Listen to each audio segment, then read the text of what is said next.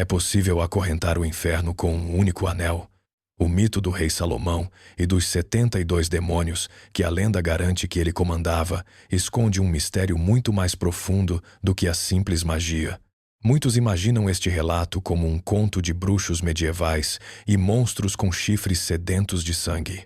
No entanto, a realidade histórica demonstra exatamente o contrário. Este mito nasceu na antiguidade como um manual médico para classificar doenças, e o rei não era um feiticeiro, mas um astuto administrador. Através da análise do Talmude judaico, de textos apócrifos e de grimórios do século XVII, hoje vamos desmontar este catálogo técnico da psique humana. Viajaremos desde o Templo de Jerusalém até a Europa dos caçadores de bruxas para entender o que realmente são essas entidades. Antes de quebrar o primeiro selo, nós do Tiempo Sagrados queremos saber: de que canto do planeta você está nos acompanhando hoje e que horas marca seu relógio neste momento? Vamos começar. A arqueologia e os textos mais antigos nos apresentam um homem de carne e osso que governou há uns 3.000 anos. Este Salomão histórico era um monarca de inteligência aguçada, um diplomata brilhante que preferia as alianças matrimoniais às guerras sangrentas. Sua maior conquista física, aquela que definiria seu legado, foi a edificação do primeiro grande templo de Jerusalém. Imagine a cena na antiga Judéia: milhares de operários talhando blocos de pedra calcária branca, camelos carregando madeiras perfumadas de cedro trazidas das florestas do Líbano, e um palácio que resplandecia sob o sol do deserto. Os cronistas da época descrevem que a sabedoria do rei era tão famosa que soberanos de terras distantes, como a rainha de Sabá, viajavam durante semanas apenas para pôr à prova sua mente com enigmas complexos e dilemas éticos que ninguém mais conseguia resolver. No entanto, à medida que as gerações passavam, a lembrança de suas conquistas arquitetônicas e políticas começou a se transformar de maneira assombrosa. A memória coletiva dos povos não se contenta com a simples realidade dos impostos, dos tratados comerciais ou do tamanho das colunas de um edifício. As pessoas precisavam de uma explicação mais extraordinária para justificar como um único homem havia conseguido erguer uma obra de tal magnitude numa época de ferramentas de bronze e tecnologia limitada. É neste ponto exato que a história escrita começa a se dissolver, cedendo seu lugar à névoa da mitologia. As conversas cotidianas nos mercados do Oriente Médio começaram a mudar de tom. Já não se falava do dinheiro que Salomão pagava aos construtores, mas de que as pedras do templo se levantavam e se encaixavam sozinhas em seu lugar, como se obedecessem a uma música invisível. Uma das anedotas mais curiosas que ilustra essa transição rumo à lenda conta que, durante o planejamento do templo, Salomão se deparou com um dilema sagrado. As leis religiosas proibiam o uso de ferramentas de ferro para cortar as pedras do altar, já que o ferro era o metal da guerra e da morte. Como cortar a rocha mais dura sem usar metal? A lenda urbana da antiguidade garante que o rei não desistiu, mas mandou buscar o chamir, uma criatura mística do tamanho de um grão de cevada, capaz de cortar o diamante mais sólido apenas ao pousar sobre ele. Os escribas detalham que Salomão dialogava com esse ser e com os animais da floresta para conhecer os segredos da natureza. A sabedoria prática de um governante que sabia administrar recursos se transformou, aos olhos do povo, numa comunhão direta com as forças ocultas do universo.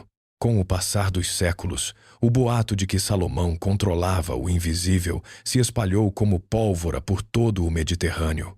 Os viajantes gregos, romanos e persas que visitavam as ruínas de Jerusalém não viam simplesmente os restos de um palácio destruído, viam os vestígios de um rei que havia conseguido dominar o vento e fazer com que as tempestades trabalhassem para ele. Nos círculos de filósofos e místicos de Alexandria, já não se estudavam os provérbios morais de Salomão para aprender a ser justos, mas se buscavam significados ocultos entre suas linhas para aprender a falar com as aves e entender o idioma das árvores. A realidade histórica do rei construtor ficou sepultada sob uma montanha de relatos fantásticos, convertendo o pacífico administrador da Judéia no mago mais poderoso que já caminhou sobre a terra. O homem deu lugar ao mito, e o mito começou a exigir suas próprias ferramentas de poder.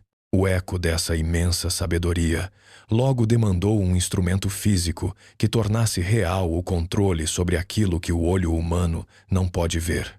Nos cantos mais escuros das cortes reais, começou-se a sussurrar que o rei não governava apenas com sua mente, mas graças a um misterioso artefato que lhe conferia um poder absoluto sobre as sombras.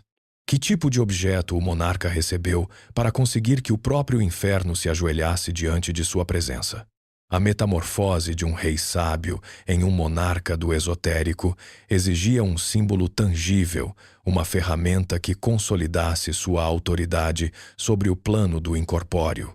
As crônicas místicas descrevem que essa mudança ocorreu durante os dias de máxima pressão nas obras de construção do grande santuário de Jerusalém. Um relato sumamente curioso, conservado nas margens da tradição antiga, narra que o jovem capataz favorito de Salomão estava perdendo peso, forças e vitalidade a cada noite. Preocupado com a saúde de seu valioso operário, o monarca decidiu interrogá-lo diretamente em seus aposentos privados. O rapaz, tremendo, confessou-lhe que um espírito maligno de longas garras se apresentava ao pôr do sol para sugar sua energia através do dedo polegar e roubar-lhe metade de sua ração diária de comida. Ao escutar esse testemunho, Salomão não buscou médicos nem soldados comuns. Em vez disso, retirou-se à parte mais profunda de seu palácio para implorar ajuda divina. A resposta às suas súplicas não chegou na forma de um exército de anjos armados com espadas de fogo, mas através da visita do arcanjo Miguel. O mensageiro celestial depositou nas mãos do rei um artefato pequeno, porém de um peso cósmico colossal, um anel de ouro puro que trazia incrustada uma pedra de jaspe. O verdadeiramente extraordinário nessa joia era a gravação que exibia em sua superfície um desenho geométrico sagrado que o mundo conheceria mais tarde como o lendário selo de Salomão. Este anel não funcionava como um adorno de vaidade real. Era um canal de comunicação direto, uma ponte inquebrantável desenhada para submeter, selar e dialogar com as entidades que habitam nas dimensões invisíveis. Armado com essa nova autoridade, o rei mandou chamar novamente o jovem capataz e lhe entregou o anel com uma instrução muito precisa. Ao cair a noite, quando o espírito retornasse para consumir a vida do rapaz, este devia arremessar o anel contra o peito da entidade e ordenar-lhe, em nome do monarca, que se apresentasse imediatamente no Palácio Real. O plano funcionou à perfeição. Imagine a cena no grande salão do trono nas altas horas da madrugada. As tochas crepitavam nas paredes enquanto um ser etéreo, furioso mas completamente acorrentado por uma força magnética invisível, era arrastado até os pés do governante da Judéia. A partir desse exato instante, Salomão descobriu que a verdadeira utilidade da joia não residia na destruição dos espíritos, mas em sua absoluta domesticação. O monarca transformou-se assim no primeiro grande administrador do oculto na história humana. Em vez de desencadear uma guerra santa contra os demônios, decidiu utilizá-los como mão de obra barata e sumamente eficiente para os trabalhos mais pesados do reino. As lendas contam que os ministros e sacerdotes que visitavam o palácio ficavam mudos de espanto ao observar como enormes blocos de mármore flutuavam pelos ares, guiados por entidades invisíveis que obedeciam aos gestos que o rei fazia com sua mão enfeitada de joias.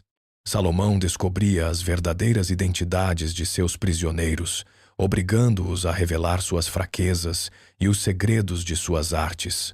Essa dinâmica transformou as noites de Jerusalém num constante ir e vir de interrogatórios em que o monarca anotava minuciosamente cada dado útil para a sobrevivência e o bem-estar de seu povo. O anel outorgava uma soberania absoluta porque jogava com uma das regras mais estritas do mundo espiritual, a obrigação de obedecer a quem possui o nome correto e o selo da autoridade superior. O rei já não governava apenas sobre as 12 tribos de Israel ou sobre os comerciantes fenícios que inundavam seus portos. Sua burocracia se estendia aos desertos, às cavernas profundas e aos ventos do norte, onde habitavam os seres que antes causavam terror aos homens da antiguidade. No entanto, esse exercício de poder supremo não era um simples passatempo de feitiçaria egoísta, mas escondia uma intenção muito mais profunda e inesperada de saúde pública, que mudaria por completo a forma como os seres humanos entendiam seus próprios sofrimentos cotidianos. Este fascinante registro de confissões obtidas sob o poder do Anel Real começou a tomar forma de pergaminho, convertendo-se num manuscrito único e perturbador. O monarca percebeu que essas forças invisíveis ocultavam uma relação direta com as tragédias cotidianas que assolavam a população de seu reino.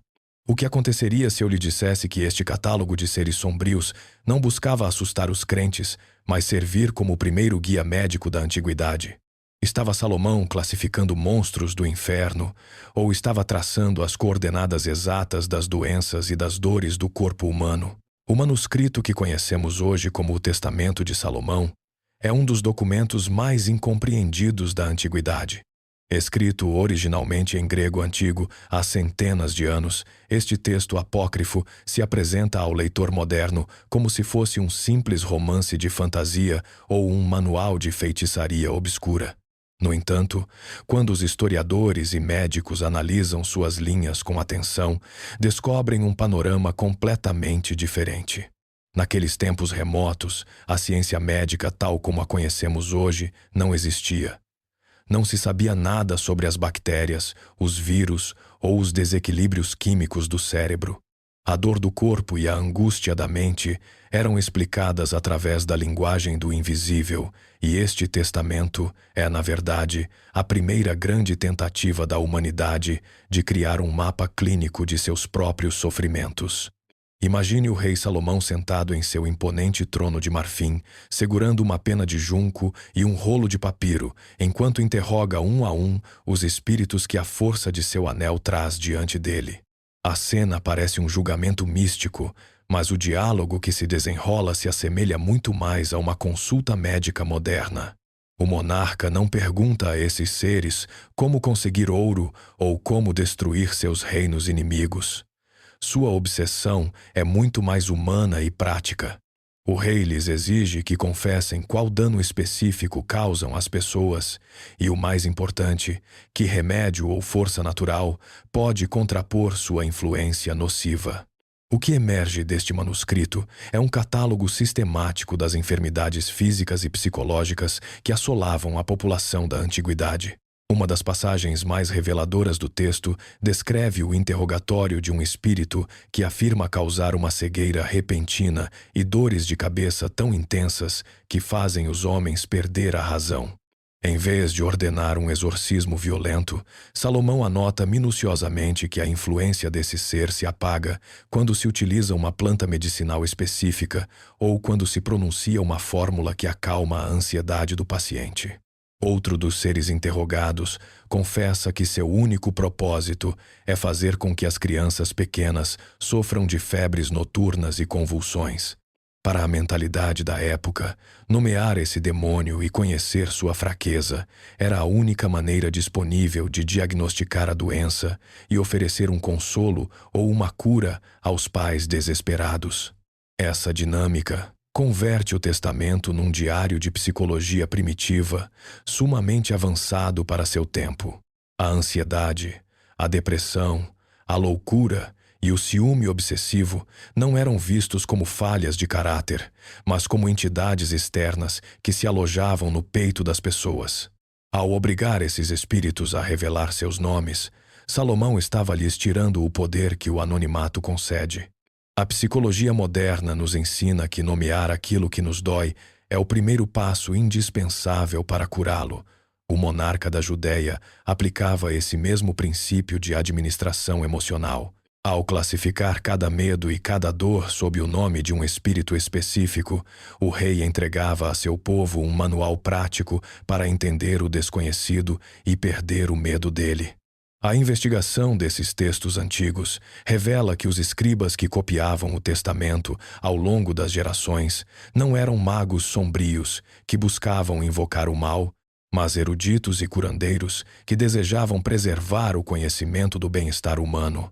Cada página do manuscrito funcionava como uma espécie de farmácia conceitual, onde as enfermidades se organizavam de maneira hierárquica para que qualquer um pudesse identificar seu mal-estar e encontrar uma via de escape. O templo que Salomão construía não era apenas um edifício de pedra e ouro para adorar a divindade, mas um espaço mental de ordem e saúde onde o caos do sofrimento humano finalmente encontrava um limite e uma explicação lógica. No entanto, essa nobre tarefa de catalogar a dor e buscar o bem-estar do reino começou a exigir um preço alto demais para o próprio monarca. A linha que separa a busca da saúde do desejo de uma dominação absoluta sobre a criação é sumamente tênue, e a tentação de utilizar esse conhecimento para engrandecer o próprio nome começou a rondar os pensamentos do rei sábio.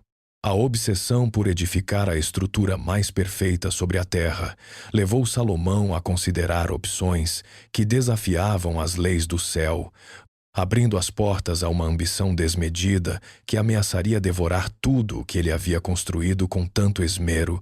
O delicado equilíbrio da sabedoria começou a se fissurar sob o imenso peso da ambição arquitetônica e espiritual da coroa. Com cada canto do palácio concluído, o desejo do monarca de alcançar a perfeição absoluta o empurrou a buscar uma força de trabalho que nenhum ser humano comum jamais poderia igualar. O que acontece quando um rei sábio decide que a ajuda celestial não é suficiente e busca uma aliança direta com o mais profundo do abismo? Qual foi o preço definitivo que Salomão esteve disposto a pagar para que as sombras mais escuras sustentassem os alicerces de seu majestoso templo?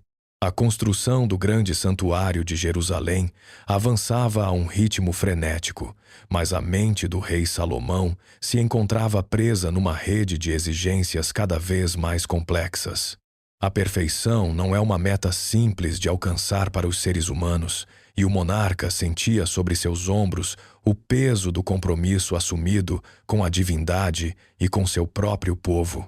As pedreiras de calcário trabalhavam dia e noite. Os carpinteiros lavravam os cedros sagrados com precisão milimétrica e os fundidores de bronze vertiam o metal líquido em moldes gigantescos. Apesar desse despliegue colossal de esforço humano, o soberano da Judéia percebia que a matéria física se resistia a plasmar a majestade da visão que habitava em seus sonhos mais profundos, semeando a semente de uma perigosa frustração em seu interior. Uma curiosa anedota conservada nos relatos marginais da época ilustra perfeitamente o momento exato em que a ambição do monarca começou a nublar sua legendária prudência. Conta-se que os arquitetos reais se apresentaram diante do trono com os rostos desencaixados, confessando que era materialmente impossível erguer as imensas vigas de sustentação do teto do santuário, utilizando unicamente a força dos bois e das roldanas de madeira.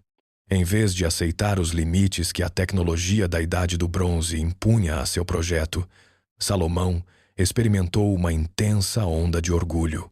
O desejo de impor uma ordem perfeita sobre a paisagem de Jerusalém o levou a tomar uma determinação extrema.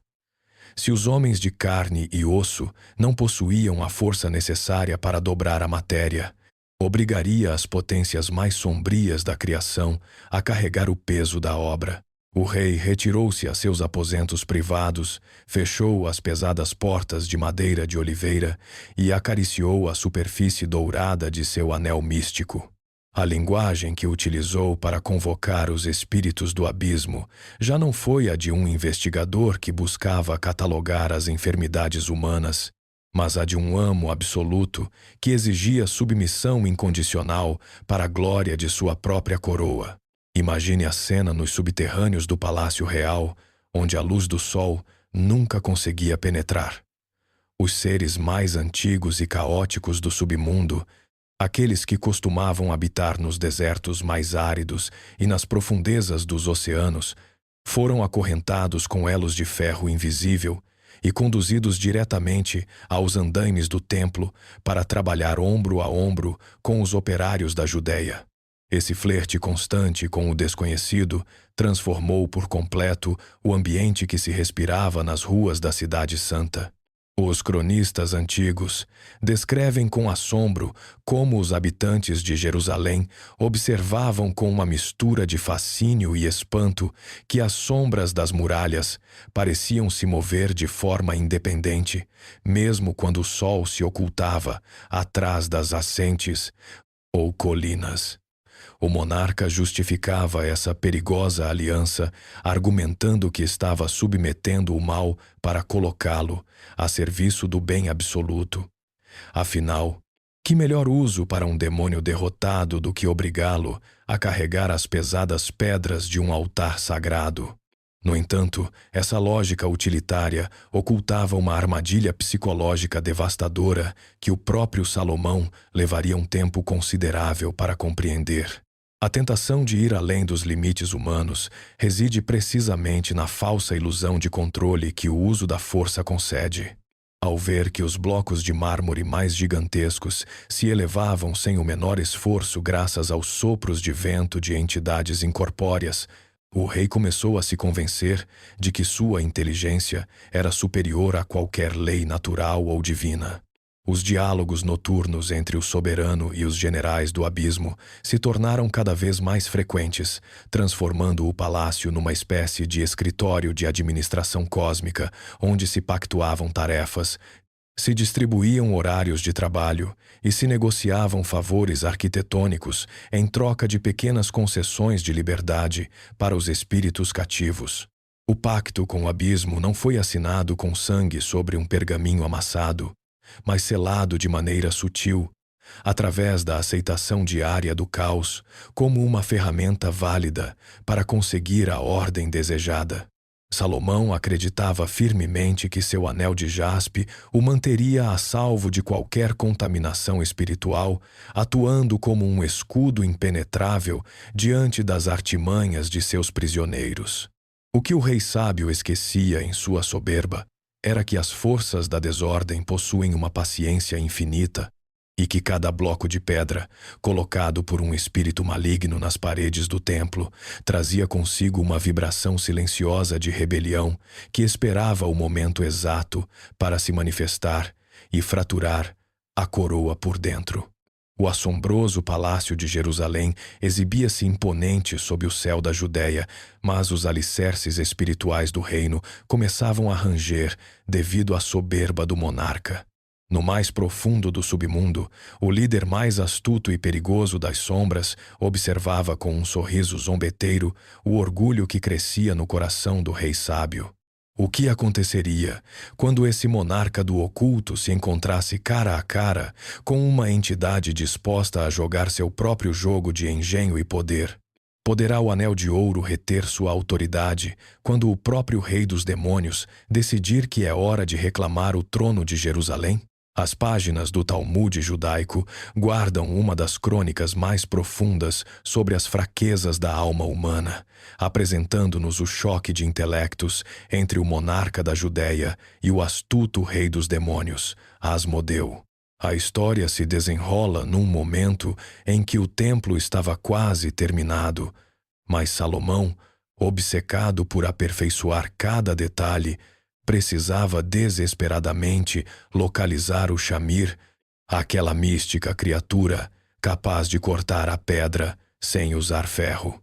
Para consegui-lo, o rei enviou seu general de confiança com uma corrente gravada com o nome sagrado e um recipiente cheio de vinho forte. Mediante uma hábil estratagema, o general conseguiu embriagar Asmodeu, acorrentá-lo e conduzi-lo diretamente à presença do soberano no Palácio Real de Jerusalém. Ao chegar à corte, o comportamento de Asmodeu desconcertou todos os presentes. Em vez de rugir com fúria ou suplicar piedade, o Rei das Sombras manteve-se num silêncio carregado de ironia, realizando gestos estranhos que pareciam zombar da pompa real. Pegou uma cana de medir, arremessou-a ao chão diante do trono e exclamou que quando Salomão morresse, não possuiria mais do que uns poucos palmos de terra para seu túmulo. Portanto, era absurdo que um homem mortal dedicasse tanta energia a querer conquistar o mundo visível e o invisível. Essa primeira conversa deixou claro que Asmodeu não era um bruto sedento de sangue, mas um espelho intelectual que refletia com uma precisão cirúrgica a vaidade que crescia no coração do monarca. Com o passar dos meses, a familiaridade entre ambos os personagens se converteu numa rotina sumamente perigosa. Salomão, confiante na proteção absoluta que lhe brindava seu anel de jaspe e ouro, começou a manter longas conversas com seu prisioneiro nas horas mais silenciosas da noite. O monarca desejava demonstrar à entidade que o poder humano, abençoado pela sabedoria divina, era infinitamente superior a qualquer astúcia do abismo. Um dia, levado por uma intensa curiosidade e um orgulho desmedido, o rei perguntou a Asmodeu o que era exatamente aquilo que tornava os demônios tão superiores aos homens de carne e osso, se, no fim das contas, se encontravam sob seu domínio. A resposta de Asmodeu foi uma obra-prima da manipulação psicológica. O astuto espírito respondeu-lhe com um tom de fingida submissão, garantindo que, para lhe demonstrar seu verdadeiro poder, era necessário que o rei fizesse algo muito simples: desatar as correntes que o prendiam e emprestar-lhe o anel sagrado por um único instante. Salomão, cegado pela soberba de se crer um governante invencível que jamais poderia ser enganado, acedeu ao pedido. No momento exato em que a joia deslizou dos dedos do monarca e caiu nas garras da entidade, o equilíbrio do universo se fraturou por completo. Asmodeu recuperou seu colossal tamanho original, estendeu uma de suas asas até tocar o céu e a outra até acariciar a terra profunda. Com um movimento rápido e cheio de desprezo, arremessou o anel de ouro ao fundo do oceano e, com um sopro de vento furacão, lançou o próprio Salomão a milhares de léguas de distância, deixando-o perdido e desamparado num deserto distante. O demônio assumiu então a aparência física do rei, colocou a coroa real sobre a cabeça e sentou-se no trono de marfim, governando sobre a Judéia, sem que os ministros, as esposas ou os sacerdotes notassem a diferença durante anos. Essa assombrosa anedota funciona como uma dolorosa advertência sobre os limites do poder e a fragilidade do controle humano sobre o caos. Enquanto Asmodeu desfrutava dos banquetes reais e ditava leis no palácio, o verdadeiro Salomão vagava pelos caminhos do Oriente como um mendigo esfarrapado, batendo às portas das aldeias para pedir um pedaço de pão e garantindo aos gritos, diante das risadas zombeteiras das pessoas, que ele era o autêntico rei de Jerusalém. O sábio governante teve que perder seu trono, seu lar e sua identidade para compreender que o controle que julgava ter sobre as sombras era uma simples ilusão óptica desenhada por sua própria soberba. A dor do desterro obrigou Salomão a buscar seu reflexo nas águas do arrependimento antes de poder recuperar o anel perdido no ventre de um peixe. No entanto, embora o rei tenha conseguido finalmente regressar a seu palácio e expulsar o impostor rumo às trevas, o dano na estrutura de sua alma já estava feito. O que acontece com um reino quando o governante que sustentava as rédeas do abismo começa a envelhecer e a perder sua força espiritual? Como reagiram aquelas 72 forças sombrias quando perceberam que as mãos do monarca já não tremiam de sabedoria, mas de fraqueza humana? Os últimos anos do reinado de Salomão em Jerusalém estiveram longe da glória e da ordem que caracterizaram seus dias de juventude. O tempo, esse inimigo implacável que não respeita coroas nem anéis mágicos, começou a debilitar as forças do monarca mais sábio da terra. As crônicas antigas e os relatos teológicos descrevem uma transformação sumamente dolorosa no caráter do governante. Aquela mente brilhante que um dia resolveu os enigmas mais complexos da rainha de Sabá começou a se nublar pelo cansaço físico e pela complacência espiritual. Salomão, rodeado de luxos desmedidos e pressionado por suas centenas de alianças matrimoniais, começou a edificar altares para divindades estrangeiras nas colinas que rodeavam o templo, rompendo assim o pacto de fidelidade com a força celestial que lhe havia outorgado sua autoridade original. Uma das anedotas mais tristes desse período narra que os sacerdotes e conselheiros reais caminhavam pelos corredores do palácio com um profundo sentimento de temor. Observavam que o rei passava horas inteiras contemplando o vazio, com a mão enfeitada de joias tremendo e o anel de jaspe visivelmente frouxo em seu dedo emagrecido. A burocracia mística que o monarca havia desenhado com tanto esmero dependia por completo de sua firmeza espiritual. Os espíritos aprisionados nos alicerces do reino não obedeciam ao metal do anel por seu valor material, mas à pureza e à vontade do homem que o portava. Ao se corromper a conduta do rei, a barreira protetora que mantinha o abismo sob controle começou a se fissurar de maneira irreparável. Imagine a tensão silenciosa que se vivia nos subterrâneos do Templo de Jerusalém. As 72 entidades sombrias, que haviam passado décadas carregando blocos de mármore e realizando trabalhos forçados sob o sol do deserto, começaram a perceber que as correntes invisíveis que as prendiam perdiam tensão. Os diálogos entre o governante e as sombras mudaram por completo de tom. Os espíritos já não respondiam com submissão temerosa aos interrogatórios, mas murmuravam zombarias e profecias de destruição desde os cantos escuros da corte. Salomão já não tinha a força mental necessária para obrigá-los a revelar remédios médicos ou segredos da natureza. Agora, simplesmente tentava conter uma rebelião silenciosa que ameaçava devorar tudo. O colapso definitivo ocorreu no momento exato em que o rei fechou os olhos para sempre. A lenda garante que os escribas mantiveram o corpo sem vida do monarca, apoiado sobre seu cajado real durante dias, ocultando sua morte para que os espíritos acreditassem que o sábio continuava vigiando-os. No entanto, um pequeno inseto do deserto começou a roer a madeira do cajado até que este se quebrou, fazendo com que o corpo de Salomão caísse pesadamente contra o chão de mármore. Ao ver que o grande administrador do oculto era apenas um cadáver de carne e osso, um grito de triunfo unânime ressoou nas profundezas da terra. As amarras místicas se romperam num instante com a força de um terremoto invisível.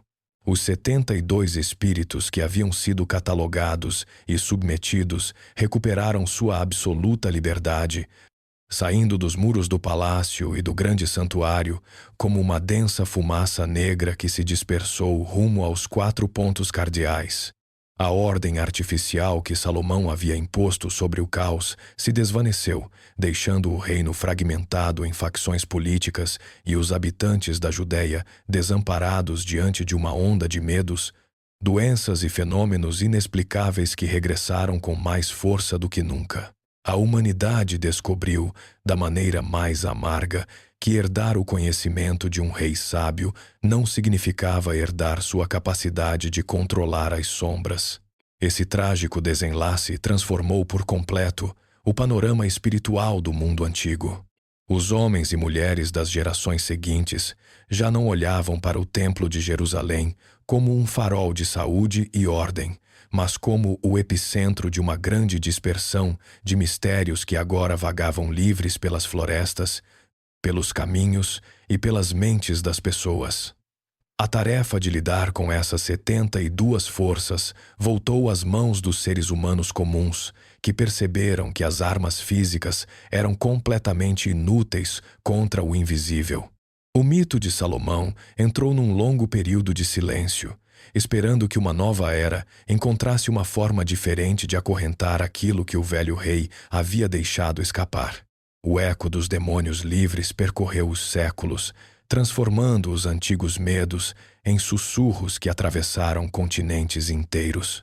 A humanidade, cansada de tremer diante da incerteza da noite, compreendeu que não podia recuperar o anel de ouro do monarca da Judéia para se defender das sombras. Que ferramentas os seres humanos inventariam quando a fé e a magia antiga já não fossem suficientes para conter o avanço do caos? Como a Europa medieval conseguiu transformar as histórias desses 72 espíritos fugitivos numa fria e milimétrica técnica de controle escrita sobre papel? Com o transcorrer dos séculos, o cenário de nossa história abandona as areias quentes da Judéia para adentrar os monastérios frios e as universidades da Europa medieval. As antigas narrativas sobre os espíritos dispersos após a queda de Salomão não se perderam no esquecimento, mas encontraram um novo refúgio nas mentes dos copistas e eruditos europeus.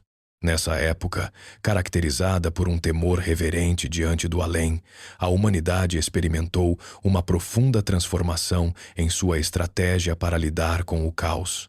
Os seres humanos compreenderam que já não contavam com a presença física de um rei santo, nem com a intervenção direta de um anel celestial de jaspe. Portanto, decidiram forjar uma nova arma que estivesse ao alcance de suas mãos, a palavra escrita. A tinta, o pergaminho de pele de cordeiro e as penas de ave se converteram nas verdadeiras ferramentas de poder dos sábios medievais.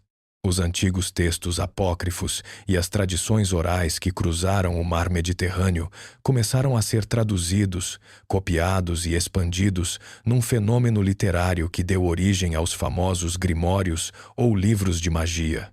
Uma das anedotas mais curiosas desse período descreve os monges copistas trabalhando à luz das velas nas bibliotecas das abadias, rodeados de densos volumes de teologia e filosofia. O verdadeiramente assombroso é que nas margens desses mesmos livros sagrados, esses homens de fé anotavam detalhadamente os nomes das 72 entidades que Salomão havia interrogado, obcecados com a ideia de que o conhecimento exato das sombras era indispensável para manter a pureza do mundo cristão. Essa necessidade obsessiva de catalogar deu lugar ao que os historiadores modernos denominam a burocracia do invisível. A mentalidade medieval, fascinada pelas estruturas feudais e pelas hierarquias das cortes reais, projetou essa mesma ordem política sobre o plano do sobrenatural. Os antigos medos e enfermidades da humanidade já não eram vistos como forças caóticas e desorganizadas que atacavam ao acaso. Em vez disso, acreditava-se que o inferno operava como um reino sumamente organizado, com seus próprios duques, marqueses, condes e soldados. Os grimórios medievais começaram a atribuir títulos nobiliárquicos precisos a cada uma das 72 entidades, detalhando quantas legiões de espíritos menores obedeciam a cada general e que horas da noite eram as indicadas para travar um diálogo seguro com eles. O ato de escrever se transformou num escudo de proteção psicológica sumamente eficaz para a sociedade da época. Imagine o gabinete de um erudito medieval. Um espaço onde a desordem das epidemias, das guerras e das fomes era combatida mediante a criação de um sistema lógico sobre o papel. Ao encerrar o nome de uma entidade sombria dentro de um círculo desenhado com tinta vermelha e rodeá-lo de palavras sagradas, o escritor sentia que estava recuperando a mesma soberania que Salomão exercia em seu palácio de Jerusalém. A pena já não apenas registrava a história, mas funcionava como uma rede conceitual desenhada para capturar e aprisionar o desconhecido, devolvendo aos homens uma reconfortante sensação de controle sobre um ambiente que lhes resultava hostil e perigoso. Os diálogos documentados nesses manuais medievais mostram uma obsessão técnica verdadeiramente fascinante. Os autores não buscavam adorar o mal, mas se viam a si mesmos como cientistas do oculto que aplicavam um método rigoroso para neutralizar o perigo.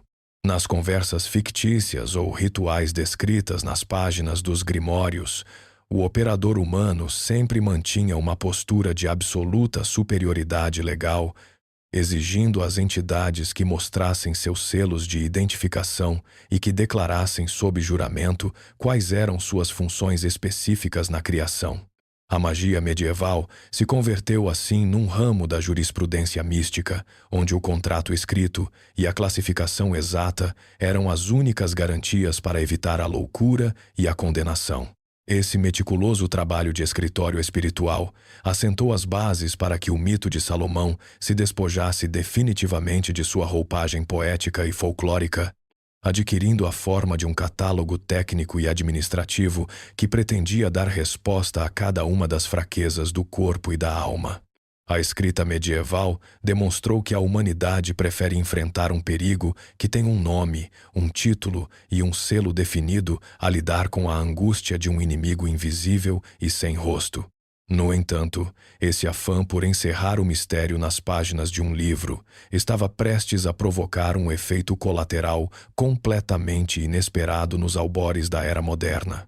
A meticulosa rede de tinta e pergaminho que os eruditos medievais teceram para aprisionar as sombras continuou se expandindo até chocar-se de frente com os ventos da razão científica do século XVI. Em meio aos tribunais da Inquisição e à histeria coletiva contra a bruxaria, um médico compassivo decidiu se levantar para usar a lógica como um bálsamo de salvação para os inocentes.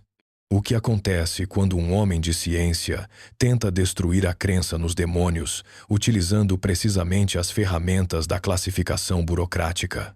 É possível que o mapa desenhado para extinguir o medo termine se convertendo no plano definitivo que consolide a existência das 72 forças sombrias para a posteridade. O século XVI trouxe consigo uma das épocas mais sombrias e turbulentas da Europa, a grande histeria da caça às bruxas. Os tribunais civis e religiosos se encheram de fogueiras e milhares de pessoas, em sua maioria mulheres vulneráveis, idosos ou doentes mentais, eram torturadas e executadas sob a acusação de terem realizado pactos secretos com as sombras. Em meio a esse clima de terror coletivo, ergueu-se uma das figuras mais fascinantes e valentes da história da medicina e da ciência, Johann Weyer.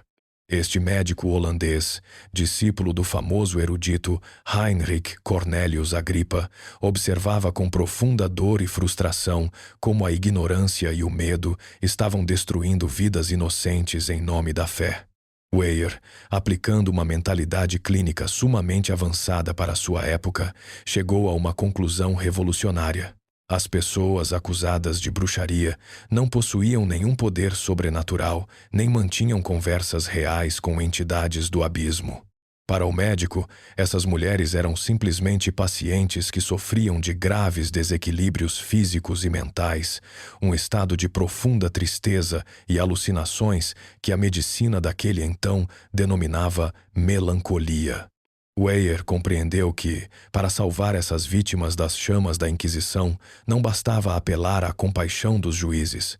Precisava destruir a base mesma de seus argumentos legais, utilizando a lógica, a ciência e, curiosamente, a classificação detalhada do próprio inferno.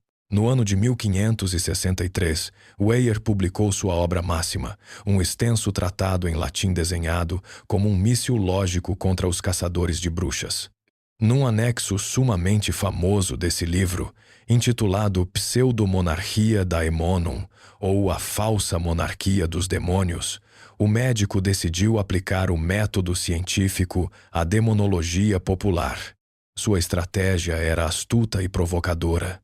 Se conseguisse demonstrar que o inferno era um império burocrático imenso, com uma hierarquia rígida e milhões de espíritos organizados sob o comando de reis e duques, resultaria ridículo pensar que uma pobre anciã solitária numa aldeia tivesse o poder de comandar ou invocar semelhantes dignitários imperiais para arruinar as colheitas de seus vizinhos. Weyer submergiu-se no estudo dos antigos manuscritos atribuídos a Salomão, ordenando os dados dispersos com a precisão de um arquivista estatal. Classificou detalhadamente 69 espíritos principais, anotando seus nomes exatos, suas aparências físicas, seus cargos políticos no submundo e o número exato de legiões que obedeciam suas ordens. Descreveu diálogos curiosos e características absurdas dessas entidades. Por exemplo, mencionou que alguns espíritos se apresentavam com a forma de um ganso de 3 cabeças ou que outros só se dedicavam a ensinar gramática e retórica aos homens. O médico buscava ridicularizar a crença nesses seres, mostrando que a suposta ameaça satânica era na verdade uma gigantesca e absurda fantasia burocrática. No entanto, neste ponto exato do caminho, se desencadeou um dos paradoxos mais assombrosos e trágicos da história literária. O plano de Johann Weyer fracassou de uma maneira completamente imprevista. Em vez de utilizar a lista para entender que os demônios eram fantasias inofensivas e que as acusadas eram simples doentes que necessitavam de tratamento médico, os leitores da época devoraram o catálogo com uma fascinação mórbida. Para os caçadores de bruxas, os magistrados e os próprios praticantes do oculto, o detalhado censo de Weyer não foi lido como uma sátira ou uma defesa médica, mas como o manual de instruções mais preciso, verídico e atualizado que já se houvesse escrito sobre o mundo invisível.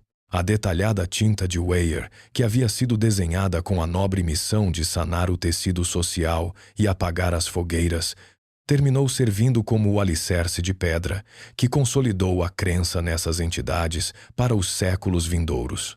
O público da época raciocinou que, se um médico de tão alta reputação e formação acadêmica havia se dado ao trabalho de enumerar as legiões e os nomes das sombras, era porque estas existiam de forma física e irrefutável. Weyer queria libertar a humanidade de seus piores pesadelos, mas, ao lhes dar uma ordem lógica e um espaço estruturado nas páginas de seu livro, terminou lhes dando uma consistência e uma vida própria que a mera superstição popular jamais teria conseguido alcançar por si só. O paradoxo dessa tentativa de desmistificação deixou o campo perfeitamente semeado para que a fascinação pela ordem invisível alcançasse seu ponto de máxima expressão técnica no século seguinte. Com a lista de espíritos consolidada no imaginário coletivo da Europa, os copistas e editores do século XVII decidiram que era hora de aperfeiçoar o catálogo, reduzindo o mistério a uma cifra matemática exata e definitiva. Como um misterioso manuscrito inglês conseguiu transformar o caos do abismo numa corte perfeita de 72 espíritos perfeitamente padronizados? Qual foi o processo que converteu essas antigas lendas numa das obras mais influentes da literatura esotérica mundial? A longa viagem das sombras através do tempo alcançou seu destino de máxima precisão técnica durante os anos do século XVII na Inglaterra. Nesse período, um manuscrito anônimo conhecido como o Lemegeton, ou a Chave Menor de Salomão, reuniu todas as tradições anteriores para dar vida à sua seção mais famosa, a Ars Goetia. Este documento não se apresentava como uma obra de poesia mística, mas como um frio catálogo de engenharia espiritual, onde o número de entidades ficou fixado de maneira definitiva em 72. O mistério do invisível se despojou de qualquer rastro de acaso. A magia se transformou num ramo da administração pública do submundo, desenhada para que qualquer erudito pudesse operar o sistema com a precisão de um burocrata estatal. Nas páginas da Ars Goetia, cada um dos 72 espíritos recebeu um tratamento estritamente técnico. O manuscrito atribuiu a cada entidade um selo ou assinatura gráfica única que funcionava como um endereço postal obrigatório para o Anel de Salomão. Os diálogos descritos detalhavam que um mago não devia rezar nem suplicar, mas exigir o cumprimento de um contrato baseado na hierarquia nobiliárquica do espírito em questão. Se o operador convocava o Duque Buni ou o Rei Bael, devia conhecer exatamente quantas legiões de servidores menores esse dignitário mobilizava e que tarefas específicas, como ensinar idiomas ou descobrir tesouros, estava obrigado a realizar por lei cósmica. A sutil sabedoria do rei da Judéia se converteu deste modo num detalhado guia de escritório, onde o universo invisível se dividiu em 72 departamentos perfeitamente numerados e etiquetados. Esse afã por construir um escritório perfeito para o inferno nos legou um sistema técnico que parecia responder a todas as perguntas do mundo físico. No entanto, ao contemplar essa estrutura de 72 selos simétricos desenhados com tinta e régua, a razão humana se depara com uma revelação muito mais profunda e perturbadora.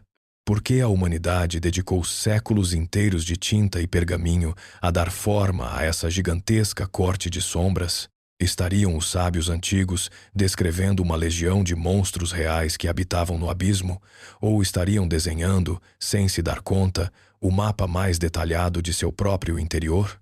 Ao apagar as velas dos antigos laboratórios medievais e fechar os pesados livros da demonologia técnica, a história nos conduz a um remanso de profunda paz e introspecção. Quando despojamos os 72 espíritos de Salomão de seus títulos de realeza, seus chifres fictícios e seus selos de tinta, o que resta diante de nós não é o abismo exterior, mas um espelho da própria psique humana. Os historiadores e psicólogos modernos coincidem numa conclusão verdadeiramente reconfortante. Essas entidades nunca habitaram em dimensões sombrias sob a terra, mas nos cantos mais profundos e vulneráveis de nosso próprio pensamento. Cada um dos 72 espíritos classificados ao longo dos séculos representa, na verdade, uma faceta da dor, da ansiedade e da incerteza que definem a experiência de estar vivo. O demônio que causava cegueira era a personificação do medo da escuridão e da velhice. O espírito que ensinava retórica refletia o profundo desejo humano de ser escutado e aceito em sociedade, e aquele que usurpava tronos simbolizava o temor constante de perder o controle sobre nossas próprias vidas. O verdadeiro legado do rei Salomão não foi um anel de ouro capaz de acorrentar fantasmas, mas o monumental esforço da humanidade por impor uma ordem, um nome e uma estrutura lógica ao caos do sofrimento e do destino mediante o poder da linguagem e do simbolismo.